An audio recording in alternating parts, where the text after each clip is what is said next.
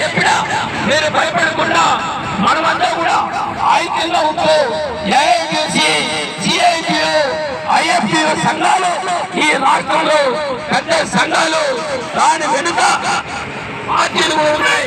Left పార్టీలు, వామపక్ష పార్టీలు ఈరోజు నిన్ను కూడా రాష్ట్రంలో ఉన్నటువంటి పార్టీ నాయకులు కూడా అంగన్వాడీ కార్యకర్తలు సమస్యలను పరిష్కరించాలా, అదేవిధంగా మున్సిపల్ కార్మికుల సమస్యలు పరిష్కరించాలా, సమగ్ర శిక్ష ఉద్యోగుల యొక్క సమస్యలను పరిష్కరించకపోతే పార్టీలుగా మేమందరూ కూడా ఐక్యంగా ఉంటూ ఆ పోరాటంలో కొనసాగుతాం, ప్రత్యక్ష పోరాటంలో కొనసాగిస్తాం కూడా ఈ ప్రభుత్వానికి హెచ్చరించడం జరిగింది.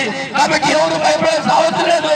మీరు కానీ తొందరగా ఈ యొక్క సమస్యలను పరిష్కరించకపోతే భవిష్యత్తులో పార్టీలంతా కూడా మీ పోరాటానికి భాగస్వాములై ఈ యొక్క ఉద్యోగం తేవడానికి, ఉద్యమం చేయడానికి పార్టీలు కూడా బలోపేతం వాళ్ళు కూడా చెప్పడానికి మన అంగన్వాడీ వర్కర్ తరఫున మరొకసారి ధన్యవాదాలు తెలియజేస్తూ మీ యొక్క 24 అధ్యక్షులు విజయవంతం కావాలని మరొకసారి మీ వెంటనే మేము ఉంటామని తెలియజేస్తూ ఈ అవకాశం ఇచ్చినటువంటి మన నాయకులకి, 3 సంఘాల నాయకులు కూడా పేరు పేరున తెలియజేస్తూ సెలవు తీసుకుంటున్నాను.